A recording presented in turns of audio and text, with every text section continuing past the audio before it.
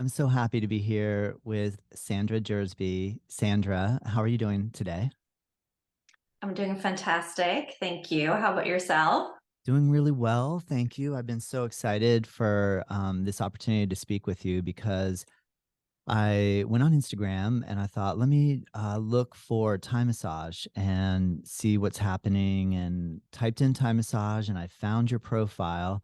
And your videos are so good. And I love watching your instructional just the way you kind of are instructing Thai massage and stretch work, and so you do an amazing job. So I'm so happy that you are willing to come on the show with me and talk about your efforts. Thank you. You're Thank you welcome. so much. Yeah, I'm very excited to be on this show and share what I so passionately enjoy doing and have for many years. So, Yay. Well, I appreciate that. On that note, how did you get started, yeah, as a bodywork professional? so my journey has actually been relatively short as far as like my training in body work. I think just always being like if I really if you have the time, pull it back. Like I early on was enrolled in gymnastics and dance. So that sort of created that body awareness and connection. So when I first was introduced to body work in 2017, it was a very natural transition to work with bodies. Prior to that, I was a personal trainer and a dietitian assistant for 9 years. And then I really get interested in the recovery work of the body and, how can we take the body to the next level using recovery methods. So from there, I learned about fascial stretch therapy with the Fredericks in Arizona. So I took my first class, absolutely loved it. So I continued that journey and get certified in all their 3 levels, which was amazing. I created a whole new clientele because people apparently love to be stretched. So, so that really exploded from there on. But I felt like I wanted to continue the journey of learning more. And so Thai massage became that outlet where it's really just endless of learning, and I feel like with Thai, it never ends. There is so much to learn, so many different modalities and teachers. So I took my journey into Thai with Janice Gagnon, who's in Grass Valley. I did all my training in traditional Northern Thai massage, which is more working with the energy lines and a little bit more static compared to what I do now. Uh, a great foundation, and it has really like shaped and formed the practice that I have now, always keeping that in my back pocket. And from there on, I traveled the world and trained under many teachers from Europe, France, and Spain. And I spent some time in Laos for the Thai massage circus learning OsteoThai, which is a beautiful, more contemporary way of doing Thai massage. And that's usually probably what you see me do in a lot of my videos is the OsteoThai version, which is a little bit more rhythmic and dynamic compared to traditional Thai massage. And it's also a very nurturing approach to the body, very comforting. And yeah, so now I offer 2 different services to my clients. And one is just pure Thai, where I'm mixing osteo traditional Thai. And then I also have my table stretch fusion, where I include both fascial stretch therapy, Thai massage, and also active isolated stretching. So I don't know where Nice. we want to go from there because I can I definitely delve deeper into any of those topics. But no, yeah. that's awesome. Thank you for that snapshot or timeline. The first thing I wanted to ask you about is, can you explain a little bit, you said it was called the Thai massage circus in Laos? Yes. I Can know, you the coolest what is name. that? What is that? I know, is that a school there, or is that a specific teacher that uses that as their kind of identity name, or I think it's the name really of that specific retreat. It's basically a month training in the jungle of Laos, and it's led by Arnaud Hermit. It's French. I'm not great with French, but I think that's how you pronounce his last name. So Arnaud, he's originally an osteopath, which is very common in France, actually. Think of it as a chiropractor that went to school for what, 2 3 more years. That's kind of what an osteopath is. So they're doctors. So him and a friend, David Lutz, way back, I want to say over a decade ago, they were introduced to Thai massage. So they combined the two. So that's where the name or the practice of OsteoThai came about. So focusing more on like the cerebral fluid, the fluid of the body, and also the structure, the skeletal structure, the spine, and focusing on the alignment of the body through the combination of osteopathy and Thai massage. So Arnaud, the founder, one of the founders of it, he created the Thai massage circus.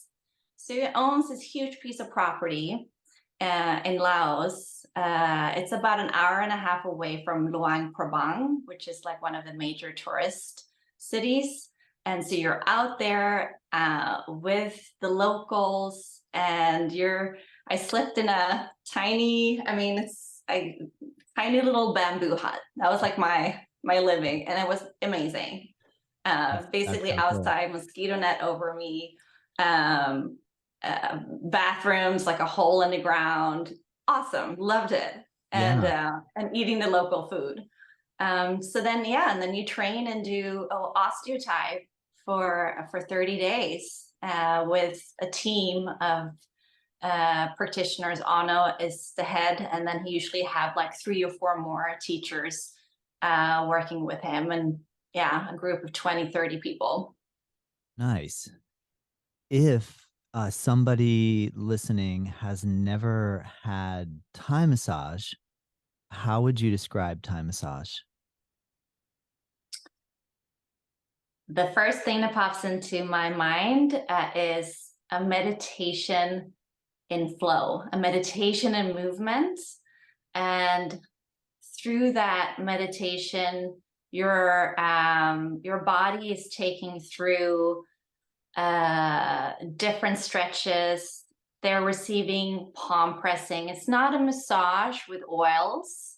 It could be in certain modalities, but it's more of palming and pressing to move the energy your body and through your body, or remove blockages by constantly also switching up the rhythm and tempo to at the same time relaxing your nervous system.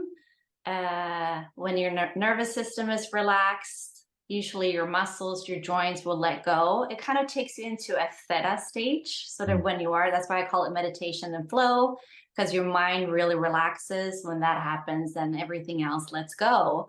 So a lot of the tension that we may be holding on to may not need, much force. It may just need to relax. And through Thai massage moves, it helps your body to let go and relax, so that when we are moving you into these stretches, it's more of a welcoming from the body, like I am willing to let go and receive.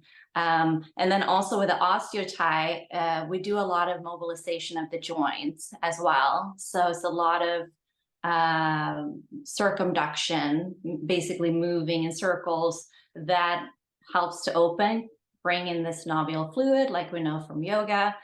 And we also do a lot of traction movement, like pulling, to help create that space. So the combination of all these different, the palming, the pulling, the stretching helps to open up the body. And a lot of times people have never experienced in being in a lot of these positions. So even that is an experience, like, oh my gosh, I didn't know my body can go in all these positions. And it feels probably invigorating and recharging at the same time, being taken on this journey and experience all these different flows and directions and upside down. And so that in itself can be just a huge like energy boost after receiving Thai. Great answer. That was a really good explanation. Yeah. I'm curious Thanks. from my own practice and study around cranial sacral therapy, which I know the osteopaths, a lot of the cranial sacral therapy practices are closely linked with osteopathic practice. And so I'm curious if, um, say, on the Thai massage, if you have them start laying on their back, and because you studied Northern style, or Nuad Boran, that you probably started at the feet and worked your way up to their head. Do at the point when you get to like working on the points at the occiput, do you employ some of the classical cranial sacral therapy work at that point? Is that one of the places that you feel like you blend in some of the osteopathic work, or is there another point in the classical Thai massage routine that you feel like it then crosses over more into the osteo side? I would say it's more osteo when I get to the neck. Mm, Yeah. And also actually what I've learned in fascial stretch therapy. So actually the neck work, I feel like I learned some in my traditional Northern Thai, but I feel like it wasn't mm, that extensive. So a lot of the neck work is more osteo and fascial stretch therapy. cool. Mhm. Did you get a chance while you were in Laos to go over to Thailand? Have you been to Thailand before? No, I was just which is curious. so weird. I feel like with doing what I do, like that's definitely a checkbox I need to make sure that we check off. So my goal is hopefully, I'm hoping by next year, I would like to actually go back to the Thai massage circus because I just love being around my teachers and then just kind of reinforce and go over things that I've learned. So I'm hoping that I can actually visit Thailand at that point. So That, that is definitely a goal. that's Go to cool. Chiang Mai. When I have been in Thailand before and people talk about how amazing Laos was, it seems like when you look at the map, like, well, it's right over there, but it's quite a journey to, move around all those different countries and go through the borders and stuff. And I would feel like I'm already here in this one place and it's so amazing. Do I need to go much further to feel amazing? But that's I totally understand. I really want to visit Laos as well. And the way you explain that training sounds really cool. Even the part about having mosquito nets over me and being in a tent and roughing it. It sounds like you roughed it pretty decent there. Yeah, Yeah. but I really did. It was like Yeah. definitely. I had never been to Asia before, so Mm, this was my first like ever introduction. I'm like, I feel like I'm so far away from home. yeah.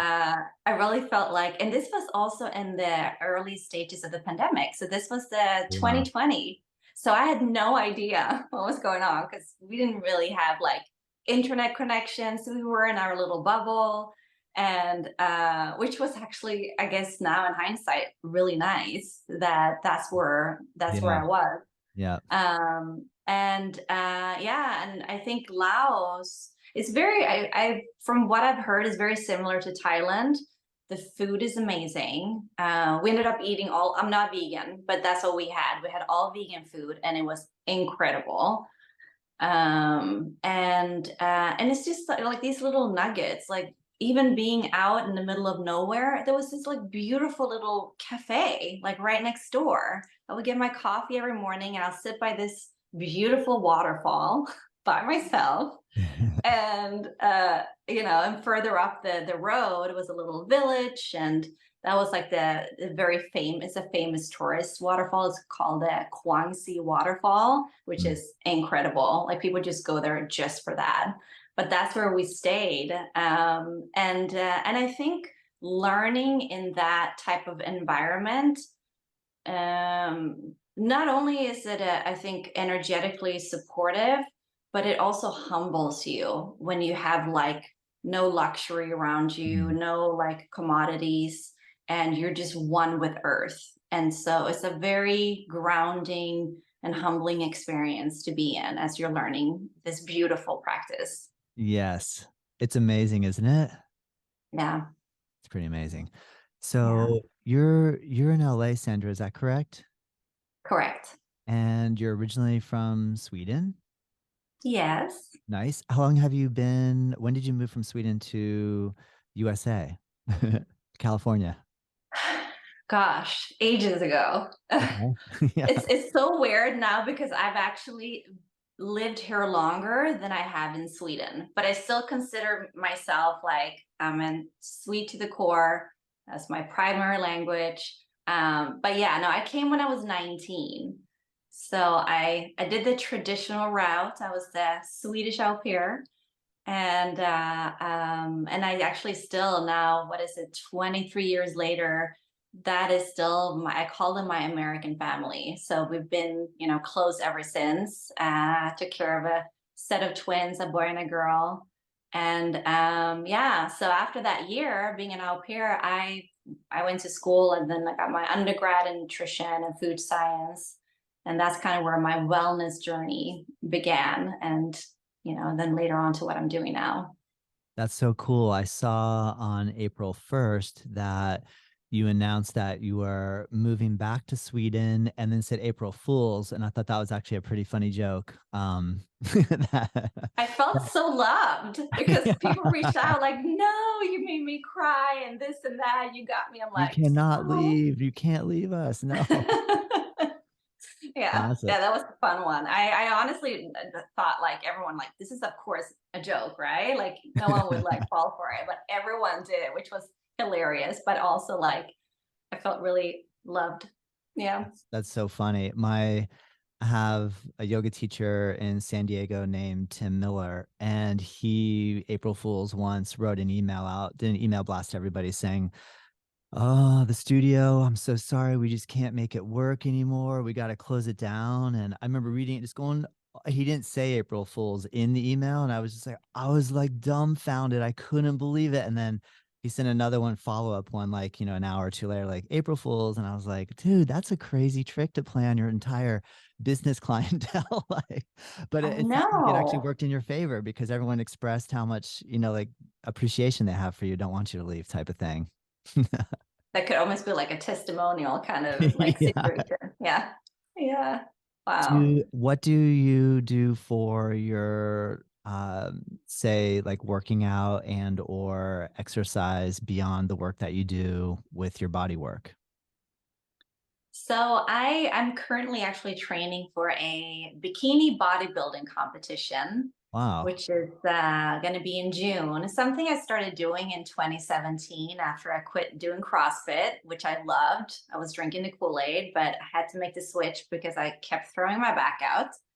So yeah, so now I'm getting ready for another comp, and besides just the training, which I'll get back to, but the prep and the structure and commitment to doing this training really spills over into everything else that I do, and it keeps me on track and keeping me, accountable and productive in my work and the things that I need to get done. So I love that portion of it, but it is a lot of mental work actually doing these competitions, because when you're cutting your calories and you are hungry all day long and all you're thinking about is the next meal, it's definitely a mental challenge, but also at the same time creating a lot of clarity. But and then yeah, so with that said, moving on to the training, I currently do 5 days a week of strength training, and then I do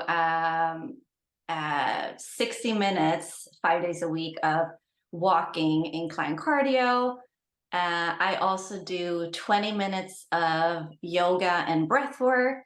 That's just what I'm adding just to kind of center myself and get myself grounded before I start my day. And yeah, so it's good work, and not only is it, I have this little side hobby that I'm doing, but the strength that I'm gaining from training and doing yoga really helps me in the body work that I do, like keeping my body strong and healthy when I'm putting myself into these positions. And a lot of my clients are, I work with a lot of athletes, so they're huge. I mean, I have offensive linemen that's 6'8", 350. So I definitely, or the training has helped tremendously when I work on these bigger guys. And even though when I took my trainings, they always say like, oh, like size and weight doesn't matter. I'm like, no, when you're small like me, 5'4", 125 pounds, and you're working with someone that's like, the 350, 6'8", the strength definitely comes in handy. And then also structurally knowing how to leverage my body to keep myself safe, but also keeping my clients safe. Mm, So the training has helped in so many more ways than just getting ready for a competition. that's cool. Is this your first competition that you'll be in? No, I think this is probably like my 10th competition, Wow. I think. And Yeah. you said you started doing this in 2017 as well? Yeah. Cool. So you've been at So it my for a goal is while. always to I'd like to get my pro card. And right now I'm older. I'm 43, so I'm competing in masters, which is, I'm not going to say it's easy, but it's easier in that category. Mm. So I'm hoping, and that's what I'm aiming for with this competition, is to qualify in this competition. And if I qualify, then I move on to a national show. And then in this national show, I can potentially win my pro card. Did you say pro card? Yes. I've never heard that term. I'm completely oblivious to the bodybuilding world and that what does a pro card means you're pro. You're a pro Yeah. bodybuilder. I mean, Yeah. you, Yeah. you reached It's you like reached the official, top. like you get a card that says you are now pro. And Yeah. that lets you go to like different competitions that only allow pro card holders to go to. Exactly. It's the Yeah. idea. So it's like it's the elite. So it's basically, think of it as like, instead of playing college basketball, now you're in the NBA. Got it. Hmm. And you earn a living doing that? No, not really. I was Like I curious, but think it's you not, make yeah. Yeah. I think you can make a little bit of money, maybe sponsorship, but like I said, since I'm a master, we're not really the category that's a sought after category. Is more the younger, like the 20 and 30, because I will be competing against them if I do make it pro, but they also have separate masters competitions, which I probably will be doing. But I really just do this for the passion of the sport, That's and cool. not looking to make money is really Yeah. just my little side thing that I get excited about doing for myself. That's awesome, Sandra. Did you you said like you were doing CrossFit before and then you had a couple of like situations where your back would throw out or get thrown out. Is that when you first got when was your first bodywork session that you received? Were you when you were a child, were your parents taking you to someone to get massage therapy, or was that the first time that you received some type of bodywork treatment? So it's interesting you would ask that. I was first introduced to body work, I think I was like 8 or 9 years old. I used to have Osgood-Schlatter in my knees, if you're familiar with that. I feel like is that like extreme, almost like growing pains, like extreme growing pains It's not situation? growing pains, but it's like an inflammation in your knee, Okay. and like I don't know what this one is, but like right in front of the knee, like it starts growing, like a little bulb goes out. It Mm. has gone down now, but it gets really inflamed, and your knee really hurts. It's really common apparently in boys that play soccer. I Yeah. didn't play soccer. I was very active though as a kid. But that's what I had issues with, and I was always in pain. I was wearing like braces on my knees, and this is like back in, what is this, 88, 89, so it's way back. But my mom, she would take me to acupuncture, she would take me to chiropractors, and then eventually she found this lady who did energy work. So it was and my mom is not spiritual, she's not into any of that. but she had a coworker who couldn't get pregnant, who had seen this person, and she got pregnant. So she was like, I'm gonna have my daughter sign up for this woman. So I Yeah. started seeing her. I think, yeah, at the time I was probably just 9 when we finally found her. And she would just put her hands over me and another person, and I would be in there for an hour, and would do, they called it zone therapy. I would assume maybe like that would be some sort of Reiki healing, if it's, what I think that she was doing. And I also had, back then, which I didn't disclose to her, I also had seizures. I had epileptic seizures. So she kind of brought that up. She's like, I can see that, you are having some seizures. I didn't say anything. So she's like, I'm going to work on that as well. This might be a Wow. little woo woo for some people, but No, this it's is what cool. happened. And Yeah. one day she said, my knees were getting better, by the way. And then one day she said, stop taking your medications for your seizures. And also I just want to say, like, this is not a recommendation. This is just my journey. So make sure you check with your doctors what works best for you. But I stopped taking my medications and never had a seizure since. And Wow. my knees have been fine as well. So this was a year of seeing her on a weekly basis.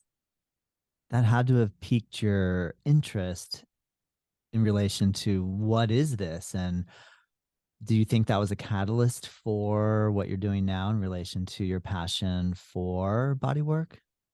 Oh, 100%.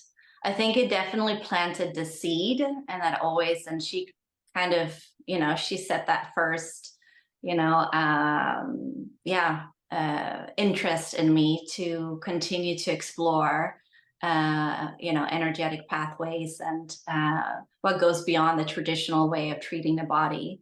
So that always stuck with me, and I think that's why I also believe so much in these holistic approaches with the body, because I had experienced it firsthand and seen, the benefits and the healing of my body, of literally just someone putting their hands over me, not even touching me. Yeah. So, yeah. That is amazing, Sandra. That's really cool to hear. I think it's neat too that you're at an age where you didn't have opinions formed yet. Like sometimes people, when we are introduced to the potential of trying a new therapy or different therapy, we might have already heard a lot of, say, negative thoughts or connotations around it. So therefore, we're like, oh, this couldn't work. But it's kind of neat to think that if you got introduced when you were young and no one even talked to you about Reiki or energy work, and here you are, that I would imagine we'd be a little bit more open to healing if we have less prejudice toward the modality before we even set foot in the door. Yeah, it's interesting you would say that, because that's also something she would tell me. She said, you're so young. And because you're so young, you're so receptive to this work. So that was, at the time I was like, okay, like I didn't have any, like you said, no prejudices. Like I was just like, here I am, let's go. Like, yeah, I want to feel better. So let's go, Yeah. let's get going. All right. Yeah. I was like, this is working. So all in. I went to Thailand to study Thai massage in 2001. And when I came back, I live in Florida. When I came back here, the blessing and the curse was that nobody, as far as I knew or could find, was doing Thai massage here in Palm Beach County. The curse of that was that nobody knew what Thai massage was. So I found I had to educate people and really try to generate enthusiasm, excitement for this like different style of body work. And so do you encounter that now? You're in LA, which is a pretty hip to everything kind of culture. Like you have a lot of everything out there. So, but do you ever encounter that where people are a little skeptical about something like Thai massage? No, not really. I think I've only had one person that was skeptical because they had that the little hole in the wall experience, which wasn't the greatest. So, Yeah. so I think only a handful of times I had to explain that that's the training I have is like actually a full on training, and a lot of times like these places, I don't know where they are trained or if they learn from each other, so it's just maybe not yeah, the intention Yep. and work might not be the same. um but I've had more of this where people come and they receive Thai, and they have received Thai massage before, and they're like, oh wow, like this is so different from what I've ever received before. So I get more of that. Like Yeah. they're Yeah. surprised this is much different for Y- them. Yeah, and how great it is. Yeah. Oh, I'm Yeah. pleasantly surprised. I didn't think I would like it as much as I do. That's cool. Well, Yeah, because I think it has a little bit of stigma of being painful. Like Thai massage, like it's mm, supposed to be painful and it was hurting, and but that's, I mean, maybe that is a modality for some, but that's not really my approach.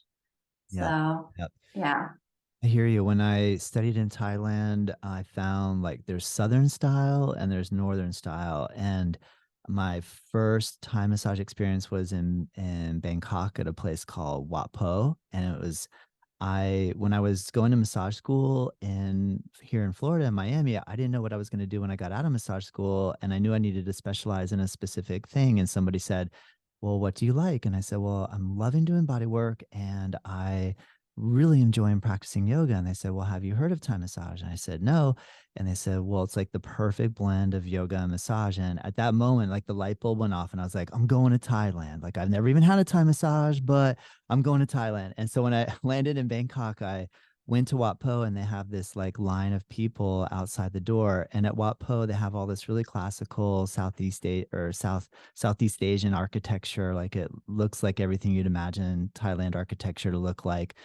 And as I waited in line, I said next, and I walked in, and there was a room full of like 70 or so mats on the floor with about that many therapists all working at the same time. And so right away, I was like, when you said Thai massage circus, that's the first visual that kind of went in my mind, was that like I walked into a circus tent almost, because everybody was in a different point in the Thai massage routine. It just blew my mind a little bit just to see it.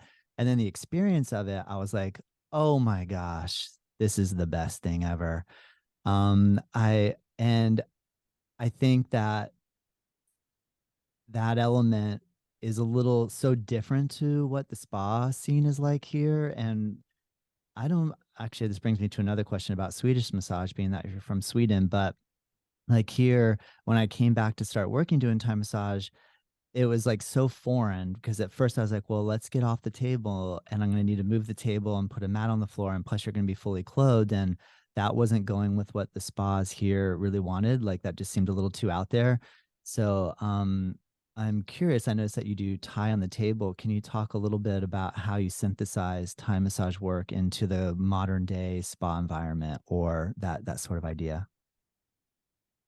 Yeah, I mean, um I never worked in a spa environment, so I don't have that experience or reference. Um, Mine was always more under like, as I work with a lot of athletes, more athletics setting. So it would be sometimes even people around. I do a lot of in home, so there'll always be like family members. So it's more of like maybe not that calming, relaxing surrounding of it. So it was pretty easy for me to take it off the floor to the table, and it kind of goes like, it wasn't that uh you meaning like, is your question more so like to take the moves from the floor and how to put on the table, like, Yeah, I guess if or somebody's never had Thai massage, but they've been to a spa and had table massage, and I noticed that you have a course that you offer on your website that's like a Thai table synthesis course. I guess I just wanted to have you yeah. explain a little bit So what the idea and concept is around that. yeah. So the concept came around because I originally was trained in fascial stretch therapy, and that's on the table. And Mhm. then after taking my Thai massage courses, I would perform those on the mat, but then I would take moves that from the floor that worked really well on the table as well. Mm. So that's kind of how the table came about. And then as I kept learning more and more Thai and a lot more movements, I was gaining a larger like toolbox of moves that would work really well on a table. Some of them I had to change a little bit Mm. to suit the table setting. Yep. And so that's kind of how my table course grew. That with after taking so many courses, learning so many different movements, and learning how to apply that onto the table, um, that course came about, and also the table course. So my intention here was also helping athletic trainers, personal trainers, even massage therapists to get like a solid routine with pure stretches. Because sometimes, as you know, with Thai, it might be more palming, it might be more like, the thumbing, and maybe not so much, there's stretches in between too, but not like after each other, one by one. But I wanted to create a routine, or it's actually a routine that I use on a lot of my clients that is more like stretches back to back with Cool. circumduction and oscillation. Nice. So, yeah, if that makes Very sense. cool. It does. And when again, I hope everyone listening will check you out on Instagram, which your handle is at stretcha.method. Correct. Yay. Sorry, I had a second. The method part almost eluded me. And I love, well, so what is the gym like setting that I see in a lot of your videos? And it looks like you're teaching courses in a group setting, and it looks kind of like a fitness room, but there's massage tables set up. Is that your office, or is that a gym that you work at, or what is that environment that you're posting a lot from? So if it's, I assume this might be from my workshop, but it's actually in my apartment building where I live. There's a community Cool. lounge Yeah, that I use for my workshops and sometimes my clients as well. So nice, that's what, yeah. So it's easy. I can just plop up like with all my equipment, because I do include sound baths too in my workshop. So that's nice. something that I can easily transfer up and down. Hmm. Very cool. Do the people that, what is the breadth of practitioners or professionals that are coming to train with you, ranging from like massage therapists, you said personal trainers. What is the gamut that you're covering in relation to the people that are showing up? Yeah. So, for example, in my last workshop, the people who came, they were massage therapists, yoga teachers, and physical therapists, and personal training. So yeah, it's that full era, and so a lot of them now, I like to know my students well. I like to keep the contact even after. So I've been messaging with a lot of them and making sure that I'm here for them if they have any questions. But it's so cool to see now they're already seeing clients doing this work and have basically picked up a whole new practice and service. And then some of them, they already did stretch therapy to begin with. So now they're like mixing and blending, with what they already had and then with my modality. So it's truly amazing to see what's happening after. So that's like also another thing too. Like I want to know my students. Like I really want to make sure that we are a family, a community, and that they know that I'm here for them, even when they take off and leave. And I also have created a program where after their certification that they will complete 100 practice hours and then record themselves doing a 60-minute session, submit it, and then I'm going to eventually create a directory on my website so people can find any of my students in their area for the future. So that's a new thing I have added, and so my students are currently working on their hours. So I'm excited to be able to add that That's extension really, as well. that's cool, Sandra. When I have my massage license here in Florida, and then my wife and I in 2003 or two or something went to San Diego, and I thought, because California is a little bit known for like having rules and regulations. I mean, every state is, but and when I got there, there was no such thing as a license for massage therapy. I remember at that point it was like a certified massage therapist, a CMT, and there wasn't all this like strict, straight state regulation around the massage therapy profession. And I'm curious if that's changed or if that's the same in California now. I don't know for massage. I know it's different being a massage therapist, even though Thai massage is called Thai massage, it's not really massage. We're not using oils. It is really just palming and stretching, which I learned from when I took my fascial stretch therapy course that it's different. You don't fall under what's it called, NCBTM like regulations, because you're not using oil and you're not sliding and gliding on the person. So we actually, like, even for my insurance, it's enough just to get the personal training insurance for this type of work. Cool. Yeah. Nice. I noticed on some of your videos that you'll have a little asterisk down below saying these moves should only be practiced, or I might not be getting this right, but the general gist, but these moves should be practiced by someone who's been professionally trained. Like, please be careful, don't hold me liable, that type of, which I think is smart. What are your thoughts on how to train people to get good to where they don't hurt people? Because it does take time. Would you agree that it does take time practicing to actually get good at doing hands-on body work? Yeah. And that's why I've added like the 100 hours of practice hours, because Mm. that's something I received or had to do for some of my courses to get on directories. Mm. So that's why I apply that as well to my training. But even during my training, like I make sure to be very thorough. I make sure to talk about what could happen if we were to do something incorrectly. Like, even for example, like there is the reverse wheel, where I'm trying to explain. Think of the person is in a wheel yoga. My knees are under their glutes, and I'm sitting underneath them.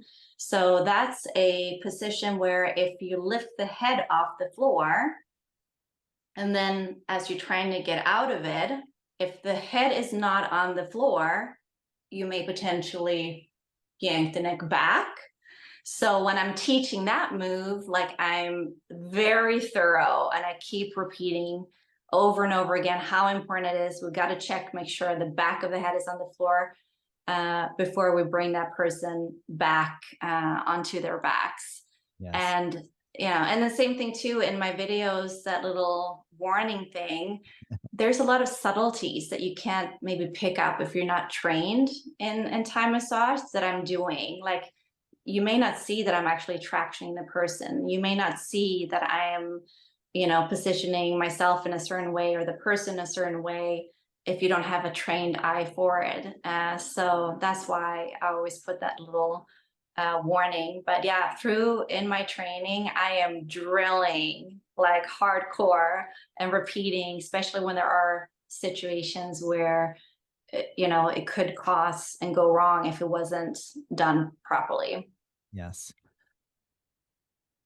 What is your thought and feeling around the communication between the giver and the receiver in relation to letting the giver know that enough is enough, or I've had enough, or too much pressure, or something like that? I guess I bring this up because you had made mention about how some people have the idea that Thai massage is going to hurt.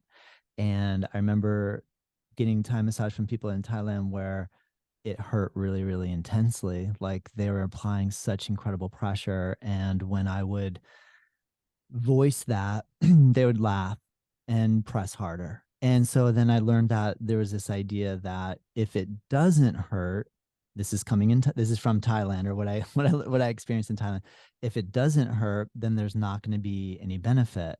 that like through the process of learning to breathe through discomfort, that is what will help you to feel better. And then when I came back to the States and started practicing, I very quickly realized that that philosophy isn't going to fly here. And so what are your thoughts about all of that in relation to applying deep pressure with the intention of having some sort of increased release, but listening to the client at the same time and making sure that they're feeling good and not having their nervous system jacked up? Yeah. It's a great question. And I align very well with how my teachers taught me, which is, like Arno would say, there's no such thing as going too deep, but there is going too fast. Mm, So, that's interesting. yeah, and so I think me before doing this body work and back in my CrossFit days, I was all about pain and get in there, like make me feel it, make me cry. Like that's how we're gonna release things and let go.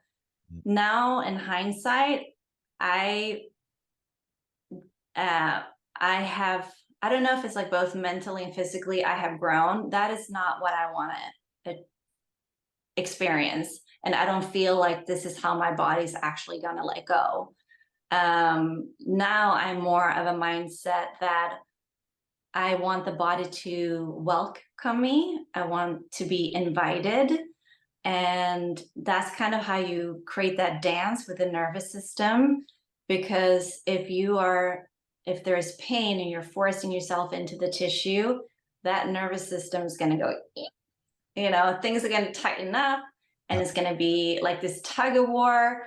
And, from the teachings I have learned, like it's just not a long lasting and productive approach to the body. So when I see people, I generally take into consideration their personality, how active they are, maybe a little bit of the vata pitta, like if they're very fiery, like they're probably going to like it a little deeper, pressure.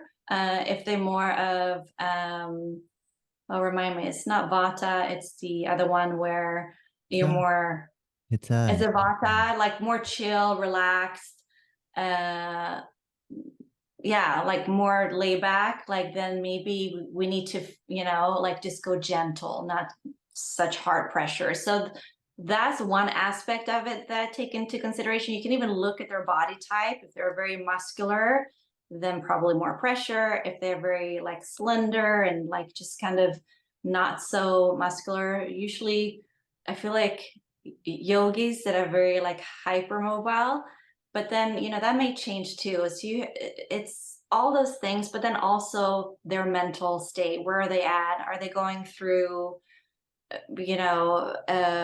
depression? Are they do they seem sad? So based off of that, because then I may have to be more gentle and more nurturing. So those are the things, along with, as I'm going, there's also the intuition aspect. You're feeling things, you're picking up. And sometimes, even though they need to be calmed down and relaxed, um, you may want to do the opposite. You may start quick, you may slow down. So there's a lot of things that you're feeling in the session. But I'm all for, I want to be invited by my receiver. I don't want to force myself into them. And that's usually how I receive and being, getting that full release and relaxation from the person. good answer. I like that you explained all the different kind of holistic elements coming into play here. It sounds, when you explain it, it sounds like there's a lot. Like it's like you have to take in a lot. If someone was learning this and felt overwhelmed, like, but how am I going to know how they're feeling? How am I going to know what their mental state is? How will I know if they have, say, like a herniation in their back, or how will I know if I'm helping or hurting? What is some advice that you give to your students to help set up guidelines for feeling like there's success? So always have an intake form before you see your clients to get any get their background history, any injuries, any medications they may be taking, anything that could hinder or and then also kind of seeing what what are their daily habits. I also jump on the call with them as well. I like to get to know the person before I see them as well, just to kind of pick up on their energy. What do they do? Do they have kids? What's their work life? Are they sitting in front of a computer all day? Even like what's their diet like and training, because it tells me a lot about the person and their mindset and where they're at. So I like to collect a lot of data and information before I even see the person, and also just creating that connection, like that human like introduction, so that I already know the person before I put my hands on them. Nice. So yeah, those are some of the things that I like to do to prep. Um, Sorry, I lost my train of thought because I think Okay. the fire alarm sounded like it was coming on. I'm like, oh no. I, And and besides that, yeah. So if that's I cool, remember Sandra. what else I was going to say, I'll bring it No, back. that's all right. Well, on that note, I know you made mention before we began the conversation that you're traveling to Sweden tomorrow. Yeah. And so thank you so much for taking time before you're like getting ready to like pack everything and be ready and get organized. And so I'm just so thankful for you to take time. I find that I learned so much by having this opportunity to speak with other body workers and professionals in the field. So for me, I just this is so great for me. So thank you, Sandra. What when you go to Sweden, are you going to be working on people, or are you going to like take total vacation, chill time? Like, are you going to do you feel like your friends and family are going to say, "Oh, please work on me," or are you going to try to like just like let your body relax? What are you planning? I definitely want to work on my family. So, as much as I do need to get a break and recharge, but like my mom, she just had a hip replacement, so I definitely want to be there for her, and that was also my intention. Actually, I wanted to go back to work on her, and but it was funny too because I by the time I had booked a trip, I didn't know that she was going to have the hip replacement surgery, so it just happened to fall perfect timing. So I don't know. It's like the energetic, the universe is like, you know, putting Nice. me together and making sure that I'm there for my mom. So yeah, she's going to be receiving work. We'll see. My sister, she, because we have a lot of things lined up Yeah. uh, to the point when I arrive, we're going. It's nonstop. But yeah, mom will definitely get some body work here. Nice. That's awesome. Yeah, Have you I'm worked on your excited. have you worked on your mom before? I have. I usually work on her every time I come back home. So Well, yeah, that's she needs awesome. it. And even though like she's what is she now? 73, but she goes to the gym 5 days a week. She takes her spinning. She loves her yoga. Nice. So she's quite active. But yeah, so she's gonna need some body work as well too for her recovery. Where in Sweden? So this is in Helsingborg, the southern part, southwest. Is that So near I Mal? fly into Denmark, Copenhagen, Hmm. and my sister's driving up from Germany. She'll scoop me up, and we'll take the bridge over. It's a 2-hour drive to my hometown. Awesome. Is Malmo close to your town? Yes, sir. So it's actually the town. So I arrive at Copenhagen. We take the bridge over, and it goes to Malmo. Nice. And so then from Malmo, I'll drive an hour north, and that's my hometown Cool. I along the re- coast. yeah, I recently got a chance to podcast with a girl named Isabella Nitschke who lives in Malmo. And so she was telling me a little bit about how close it is to Denmark and some of the weather differences in relation to like South Sweden and northern Sweden. And it sounds beautiful. It sounds really amazing. It really is, and Never been. I think, some of the other besides the family, but I truly like the nature and the outdoors is just magical in Yeah, Sweden. So that's something else I truly look forward to. And we're right by the water. Like my hometown is a, ocean town, so everything is along the water. it's cool. So you speak Swedish, English, any other languages? No. I Oh, mean, I took Spanish and German in I was just school, but curious. that's like long forgotten. Fair enough. Yeah. Uh, that's cool. That's awesome, Sandra. Well, thank you so much. I wish you safe travels, a wonderful trip back home, getting to hang out with your mom. That's so cool. Is there anything that maybe I didn't bring up that you'd like to share and or any sort of tidbits of advice or wisdom that you'd like to close with for any budding body worker or even bodybuilding uh, training person? Actually, I do have a piece of advice. All right. Because I do get asked a lot, like, how do I run my business? How do I come about? Like, what's most Yeah. important? And Yeah. I'd say, like, for me to get to the point where I am, make sure that you're well and good within yourself. Like, always prioritize yourself first. And nurture your body, your mind, and your soul. When you're good within, you love yourself, you're doing everything to feed your soul and your spirit, everything else around you really just kind of expands, and you start manifesting things, because you're adding and showing the universe the love for you, and that really translates into anything else that you're going to put your work and passion into. So that would be my advice to all of you out there, because I know some people, they work and they get into this, client after client. I'm capping. I see no more than 2 or 3 clients a day, because I got to make sure that I'm good, I'm taken care of, I'm fed, I have time to meditate and really ground myself. So that's a huge piece that have helped me to grow and expand and do well in what I do.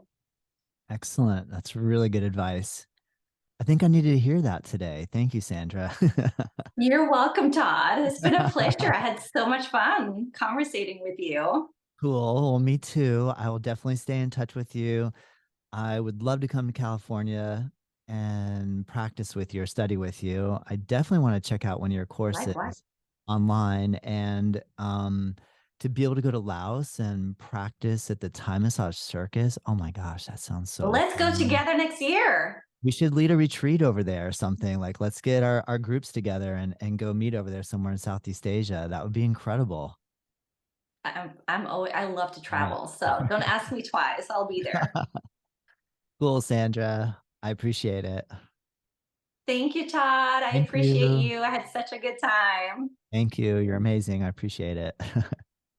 Thank you.